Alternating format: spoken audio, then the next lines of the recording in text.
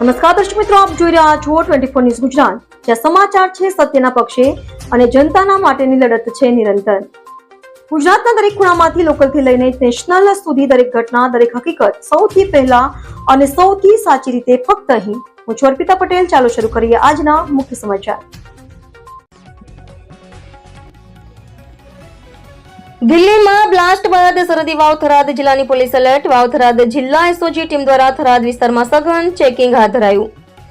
દાનેરા, થરાદ અને માવસરી બોર્ડર ઉપર પોલીસ દ્વારા સઘન વાહન ચેકિંગ હાથ ધરવામાં આવ્યું. રાજસ્થાનમાંથી આવતા તમામ વાહનોમાં પોલીસ દ્વારા ઝીણવટભરી તપાસ હાથ ધરવામાં આવી. ખેડા પોલીસ ચેકપોસ્ટ, થરાદ સિટીને નાવા ચેકપોસ્ટ, ધાનેરા સિટી અને બાકાસર માવસરી બોર્ડર ઉપર પોલીસ દ્વારા સઘન ચેકિંગ હાથ ધરવામાં આવ્યું. સુઈગામ પોલીસ દ્વારા સુઈગામ અને કસ્ટમર રોડ ઉપર આવતા તમામ વાહનોમાં સઘન ચેકિંગ હાથ ધરવામાં આવ્યું. વાવ પોલીસ દ્વારા વાવ 4 રસ્તા ઉપર તમામ વાહનોમાં ચેકિંગ હાથ ધરવામાં આવ્યું.